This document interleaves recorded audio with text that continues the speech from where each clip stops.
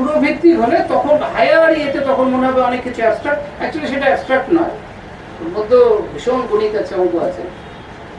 যেমন higher physics, higher mathematics normal ইয়ে বুঝবে না, কিন্তু ওটাও যে একটা খুব ম্যাথামেটিক্স, খুব সূক্ষ্ম ম্যাথামেটিক্স, খুব ফাইন ম্যাথামেটিক্স, ওই তখন তাদের কাছে ওটা সুরভিত্তিক মনে হয়।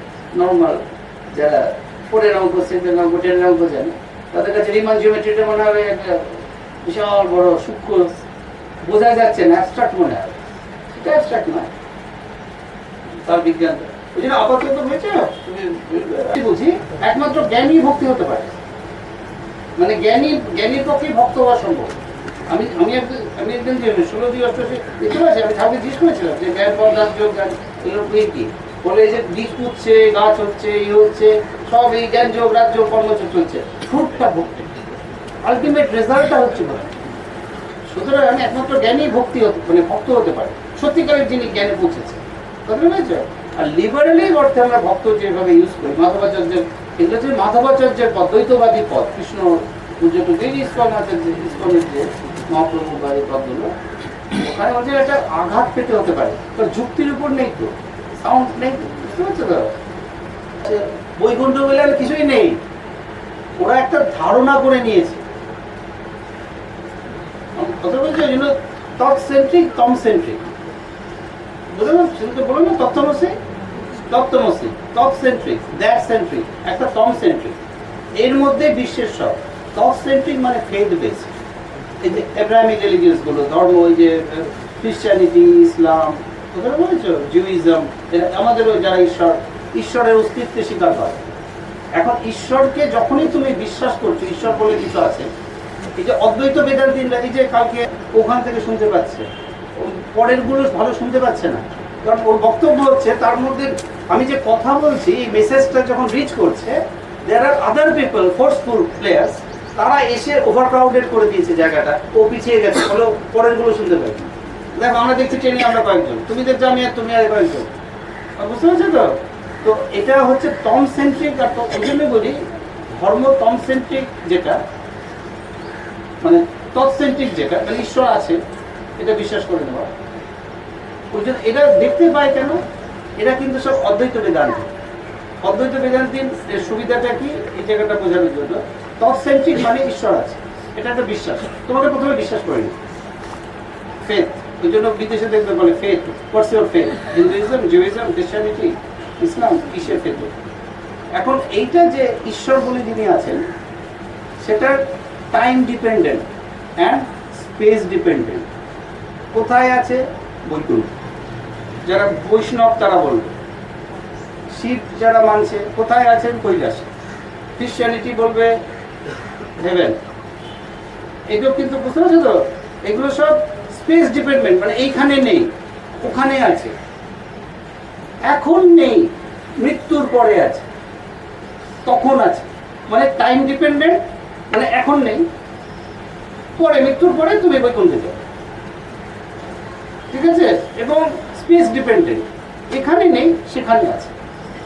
অদ্বৈত বেদান্তি এখানেই আছে, এখনই আছে, টাইম ইন্ডিপেন্ডেন্ট, স্পেস ইন্ডিপেন্ডেন্ট, এখনই আছে। এটা দিয়ে ওদের যাত্রা শুরু করে। ওদের হচ্ছে তত্ত্বমসি, আমি আছি, ওই জন্য ওদের ওদের ইনভেস্টিগেশনটা আমার থেকে শুরু হলো, তোমার থেকে শুরু হলো। আমি আর তুমি আছো তো, শিব আছে কিনা, নারায়ণ আছে কিনা, এই নিয়ে থাকার কোয়েশ্চেন। তুমি আছো সেটা নিয়ে তো কোনো কোয়েশ্চেন নেই, কি আছে? তুমি মামনি আছো, তুমি যে এক্সিস্ট করি না, আমি আছি, ওরা ওটাই দায়িত্ব করছে, ওরা ইকুয়েট করছে। অহং ব্রহ্মস্মি, তুমিই ব্রহ্ম, তত্ত্বমসি, তুমিই সেই, অয়ম আত্মা ব্রহ্ম, তুমিই সেই ব্রহ্ম। ওরা ইকুয়েট করছে। দুটো ন্যাচারাল নিতে হয় কি, দুটো অ্যাপারেন্টলি দুটো ডিফারেন্ট জিনিসের, এগুলোকে বলে সিগনেচার সেন্টেন্স, মহাবাক্য। অ্যাপারেন্টলি দুটো বা একাধিক ডিফারেন্ট জিনিস, ডিফারেন্ট বক্তব্যে একই মানে একীকরণ করা। Euler's theorem, e to the power I pi plus 1 equal to 0. E একটা irrational number not defined by geometry, pi একটা irrational number defined by geometry, I complex number, 1 একটা রিয়েল নাম্বার, ইকুয়েশন একটা sign আছে, plus একটা যোগ আছে, শূন্য আছে। এটাকে কি, এটাকে খুব খুব খুব গুরুত্ব দেওয়া হয় এই এটাকে ফর্মুলাটাকে। অনেক কিছু অ্যাপারেন্টলি অনেক রকম ভিন্ন ভিন্ন জিনিসের একটা সমাহার। তো এইটাও একভাবে তুমি এবং ঈশ্বরের রিলেশনশিপটা কি। ওরা বলছে আমি থাকা মানে ঈশ্বর থাকা, ফলে তুমি আছো এখানে, ঈশ্বর এখানেই আছে।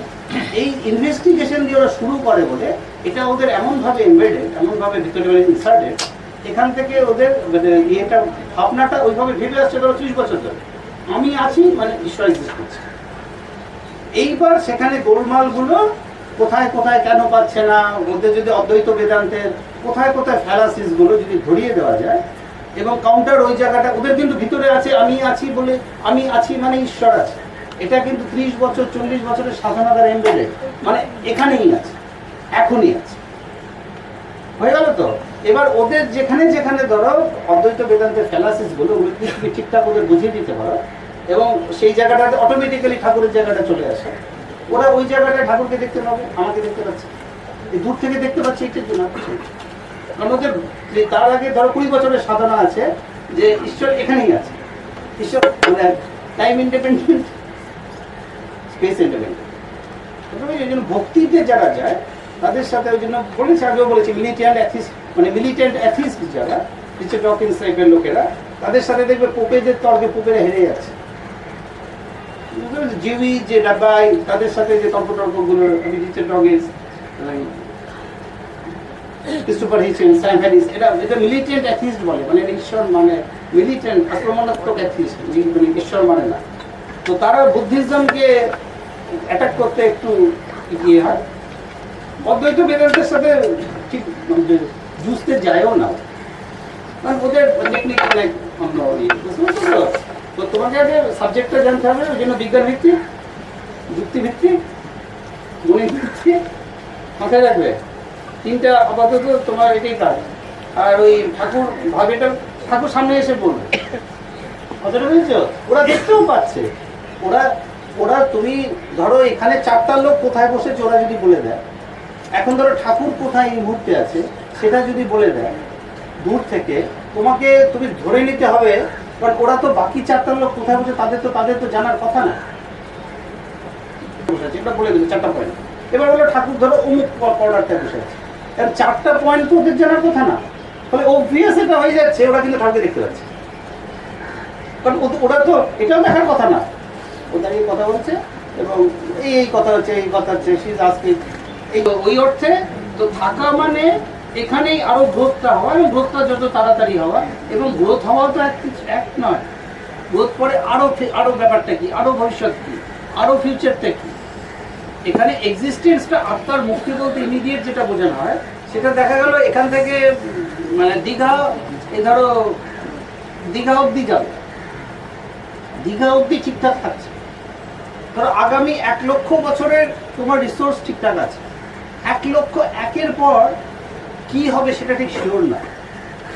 ওই জন্য এমন একটা পরিস্থিতি তৈরি হতে পারে, তুমি যে এখন যে সাস্টেন করছো, তো এখানে বডিটা সাস্টেন করছে কতগুলো, তুমি এতটা চাপ নিতে পারছো, এতটা তাপমাত্রা নিতে পারছো, এতটা নিতে পারছো। এখন তো এক্সট্রিম কোনো তাপমাত্রায় ঢুকিয়ে দেওয়া হবে, তাহলে তো সে আর তার তো গেল, তাই তো? ধরো জলের মধ্যে চুপিয়ে দিল, সে কি বাঁচবে? বা এক্সট্রিম তাপমাত্রায় ঢুকে তো সে কি? তো এই যে পৃথিবীটা চলছে, বিশ্বব্রহ্মাণ্ড কোথায় যাবে নো ওয়ান নোজ। ফলে তোমাকে এক্সট্রিম সিচুয়েশনের জন্য এই যে মুক্তিটা বলছেন ঠাকুর, সেটা এই কন্ডিশন স্যাটিসফাইড হলে সেটা মুক্তি হয়, এর বেশি এক্সট্রিম হলে সেটাও একটা পেরিলিয়াস জায়গায় থাকছে। চেতনাটাও এখানে তুমি খুব প্রেসারে লোহা তুমি করে বলে দেবে, কিন্তু সূর্যে তুমি যাও লোহার কোনো ইয়ে নষ্ট, এখানে সীসা, লেড, বুঝতে পারছো, লোহা যেগুলো খুব ভারী পদার্থ, এলিমেন্ট হিসাবে খুব ভারী, সেগুলোকে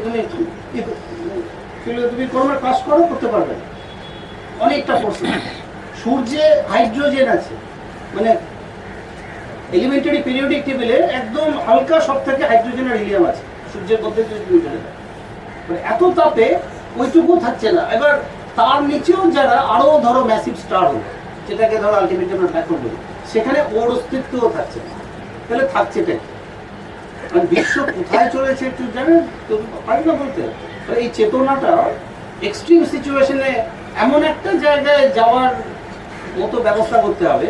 আন্ডার এনি সার্কামস্টেন্স যে কোনো পরিস্থিতিতে তোমার অস্তিত্বটা টিকে থাকে। এই কাজের মধ্যেই বিশ্ব চলছে। বিশ্বের যারা বিশ্ব চলছে বলতে বিশ্বের বড় বড়রা চলছে, যারা ভাবছে সাবজেক্টটা কোথায় কোথায় যেতে পারে। বলে মুক্তি বলতে ইমিডিয়েট, ওই জন্য এটিমোলজি শব্দগুলো আসে কেন, ইমিডিয়েট সার্কামফারেন্সে, ইমিডিয়েট এনভায়রনমেন্টে, এই জায়গাগুলো আপাততভাবে। ওই জন্য ট্রানজাকশনাল আর অ্যাবসলিউট দুটো ভাবনা আসে। ট্রানজাকশনাল ভাবনায় মানে ঠাকুরের যেটা পড়লাম সেদিন বলছিলাম ঈশ্বর সম্বন্ধে, ট্রানজাকশনাল ভাবনা, যে মহাবিশ্বের মহাকাশের চরমতম শক্তির পরমতম প্রকাশ তিনি ভগবান। ঠাকুরের এটা হচ্ছে ঈশ্বরের সম্বন্ধে, ভগবান সম্বন্ধে ঠাকুরের ডেফিনিশন। এটা ট্রানজাকশনাল ডেফিনিশন। এটা একটা অদ্বৈত বেদান্তে তুমি যখনই ঢুকবে আরো গভীর দিতে, তো শিব যে ভাবনার মধ্যে আছে তার কাছে ট্রানজাকশনাল ভাবনার খুব গুরুত্ব নেই, খুব একটা গুরুত্ব পায় না। তাদের কাছে অ্যাবসলিউট ভাবনায় তারা, এটা তো তিনি শক্তি পেলেন। এবার শক্তি তিনি কি সর্বক্ষেত্রে করতে পারবেন, বা কত দূর পর্যন্ত অ্যাপ্লাই করতে পারবেন, বা কোন কোন পরিস্থিতিতে করবে, অ্যাবসলিউট থিওরিটা পেয়ে গেলে হয় কি তখন আর তার থেকে। ওই জন্য একটা হচ্ছে যিনি তত্ত্বটা জানেন, ওটাকে আমি বলছি ইনফর্মনেস। এই যে ফ্যানটা কিভাবে চলছে, তুমি ফ্যানটার যদি মানে ঠিকঠাক একজন ঠিক খারাপ হলো, তুমি এখানে অন্তত এই রাস্তার উপর 70-100টা লোক এসে ঠিক করে দেবে এক্স্যাক্টলি কিভাবে চলছে। পৃথিবীতে বোধহয় কোনো কেউই জানে না, ফিজিসিস্ট ইলেকট্রন কোন দিকে ফ্লো করে, মিটার ইয়েতে ফ্লো, মানে ওদের যে ফ্লো কিভাবে হয় কেউ জানে না। একটা ব্যাখ্যার মতো করে দিচ্ছে, ইলেকট্রনটা কি কেউ দেখেনি কখনো। ওই জন্য যে তত্ত্বটা জানতে পারবে, ডিপে ঢুকতে পারবে, তার পক্ষে সে অ্যাটলিস্ট এটার থেকে আরেকটা কিছু বেটার বার করতে পারবে, কি করতে পারবে, বুঝতে পারছি তো। এটা গভীর তত্ত্বের বিষয়বস্তু। এটা আমি ঠাকুরের তত্ত্বের মধ্যে গভীরতাটাও আছে, আবার এই তুমি যেভাবে বলছো এই সামাজিক ভাবনাটা ওগুলো আছে। যে একসাথে 100টা লোক কীর্তন করলে তোমার কানে 100টার নাম যাচ্ছে। ওই জন্য ঠাকুর এই যে হল্লা চিল্লাটা আছে, এবং এরা সবাই বাদক, এরা সবাই মটট, এদেরকে এক করা মুশকিল, একে বসো ধ্যান করো বলাটা, এটা এত চঞ্চল এত চঞ্চল এত চঞ্চল। ঠাকুরের টেকনিকটা নিল, এবং ঠাকুর এটাকে এইভাবে ইউজ করলেন যে নামটা যদি একসাথে করা যায়, কারণ এটা একভাবে বুঝবেন তো সেটা একটা হিল। তো ব্যাপারটা আমার কাছে এইভাবে দেখা, কিন্তু আমার কাছে particular brand of spirituality ultimately এটা একাই হয়ে যাবে, তাদের হওয়া উচিত। মানে নর্মাল কোর্সে আস্তে আস্তে আস্তে আস্তে যখন আরো উন্নত হবে, একক জায়গায় পৌঁছে যায়, মানে সে তার অভাবটা পূরণ হয়ে যাচ্ছে, তখন আর সে অন্যদিকে যায়। তো নামটা ওই জন্য আমি বারবার নামের এই যে বাইরের ফেসার যেটা এটা প্রচার করছে সেটা ওই জন্য জরুরি। আর ঠাকুরের গলায় নামটা কেন বলি, এখানে যে নামটা হয় যে কেউ করুক, অ্যাকচুয়ালি খুব গঙ্গার খুব পবিত্র জল। আমি হোস্টেল ফোস্টেলও দেখেছি, হঠাৎ দেখি গঙ্গা চলছে চলছে, ওটার একটা কালো জল, মানে কোনো একটা ড্রেন দিয়ে পাস করছে। সে যত পবিত্র গঙ্গোত্রী জল, একটা খুব ময়লা ড্রেনের মধ্য দিয়ে যদি পাস করে, তুমি ওটা নিতে পারবে না, খেতে পারবে না। কথা বলেছে তো, যেই করছে তার তো একটা এফেক্ট থাকে। আমার আসা যাওয়াটা ব্যাপার না, ব্যাপারটা তুমি যত আমার চিন্তা ভাবনার সাথে এক সূত্রে থাকবে, তুমি আমার রেসপন্স গুলো পেতে পারবে। ওটাই এক সময় হয় কি খুব সলিডিফাইড হয়ে যায়, তখন একদম ফর্মে চলে আসে। তখন এরকম ফর্মে তারা দেখতে পায়, বুঝতে পারে, এটাই আর কিছু না। ওই তার যুক্তিগুলো খুব রাখা, লাইকস কোনটা পছন্দ, কোনটা আমাদের ডিসলাইকস গুলো দেখ, যা এখান থেকে তৈরি না হলে এখানে যতটা সহজে করে দেওয়া যায় দেহ থাকাতে, বিদেহীতে একটু সমস্যা, অনেক রকম জটিলতা তৈরি, অনেক আইনের এইতে চলে, তুমি পার্সপেক্টিভ বদলে যায়। ওই জন্য ওয়াক দ্য টক আমি বলি। তুমি বলতে পারি আমরা অনেক ক্লেম, কিন্তু সৃষ্টির যে যন্ত্রটা খুব সূক্ষ্ম উঠে যায়। এবার কনসেপশনটা ঠিক আছে, এবার যদি এটা অ্যাবসলিউট মূল্যবান হয়, এবার তখন ওরা যে প্রশ্নটা করে খুব সুন্দর, তাবা চিন্তা জায়গা দেদাস বাপা মৃত্যু, এখানে মৃত্যুটাকে এই শব্দটা ইউজ করা হচ্ছে না। মৃত্যু মানে ডিপার্চার বলা হচ্ছে, মানে একটা ফেজ থেকে একটা ফেজে যাওয়া। যে মৃত্যু হলে কি করবে, তখন ওরা কোয়েশ্চেন করবে। সেকেন্ড ধাপটা কি, কোয়েশ্চেনটা করবে, ইনি যদি ওই মুহূর্তে যে কাজের জন্য তিনি আসতে পারলেন না, যে কাজটার জন্য মৃত্যু হলে কি ওইটা করে আসতে পারতেন? ধরো বাড়ির একটা কাজ না করে আসতে পারছেন, এইটা দিয়ে শুরু, দেখো আলোচনা কিভাবে শুরু হয়। শিব, শিব শব্দটা এখানে যে আসছে, ফার্স্ট শিব শব্দটা যে দুটো শিব আছে, প্রথম শিব, দুটো শিবই জ্ঞানের হিসাবে ইউজ হচ্ছে। ঠাকুরের জন্য অনেক পরে শিব এই জাতীয় কনসেপ্টের শিব। ঠাকুরের শিবের কনসেপ্ট অ্যাকচুয়ালি অদ্বৈত শিব, এই উপনিষদের শিব। শিব মানে উইজডম। মৃত্যুকে তিনি রক্ষা করে আসতে পারতেন। তিনি এদিকে পরম অ্যাবসলিউট, এদিকে বাড়ির একটা কাজে আসতে পারছেন। এইগুলো খুব তখন আটকে, এগুলোতে অসুবিধার সৃষ্টি করে। তার মানে ওয়াক দ্য টক হয় না। যদি প্রথম থেকে বলতো খুব ভালো মানুষ, খুব মহাপুরুষ, এইটুকু, তাহলে কোনো অসুবিধা সমস্যা হচ্ছে না। যেটা বলছে তার অ্যাকশনটা তার সাথে ম্যাচ করছে, মানে ওইটা প্রশ্নটা প্রথমেই করবে, মৃত্যু হলে কি তিনি এটা কমপ্লিট করে আসতে হবে? ধরো বাড়ির কোনো একটা কাজ ধরেই নিচ্ছি, বাড়ির করবো, তুমি তো বড় শব্দে শুধু জিওডি বারান্দাই জানো, ওইসব বামপন্থী টামপন্থী কথা বলে আমি জেনে এসেছি সাবজেক্ট, তো খুবই করলে অনেকদিন আগে কম্পনের ছিল।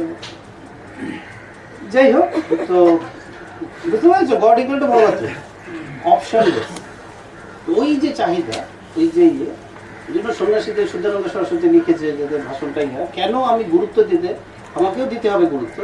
এবার এখানে যে কোনো একজনের সকাল থেকে রাত অব্দি প্যাটার্ন যদি দেখো, বেয়ার মিনিমাম ফিজিক্যাল নেসেসিটিস যেগুলো, বাথরুম করা, খাওয়া, এর বাইরে তাদের যে কোনো পয়েন্টে তুমি যদি সকাল 6টা থেকে সন্ধ্যা 6টা তাদের একজনের গ্রাফ স্পট করো, এবার ঠাকুর আমার এই ভাবনাগুলোর বাইরে তাদের কোনো ভাবনা নেই।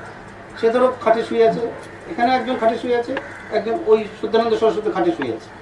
এবার এই যে আরেকজন যে খাটে শুয়ে আছে, সে যে উঠলো, এবার তার এটা আছে, ওটা আছে, সেটা আছে, ঘুরতে যাওয়া আছে, সিনেমা দেখা আছে, এটা আছে, টিভি দেখা আছে, এই কাজ আছে, সে কাজ, এই কাজ আছে। অবশ্য আমি তো আছি, তার মধ্যে একটা পোর্শন আমি আছি। এদের একটা পয়েন্টও দেখা যাচ্ছে না আমি ছাড়া অন্য কিছু আছে, ঠাকুর ছাড়া অন্য কিছু আছে। ওই জন্য সে যখন বলছে তার হিচ, আমাকে ওটাকে রেসপেক্ট দিতে হচ্ছে।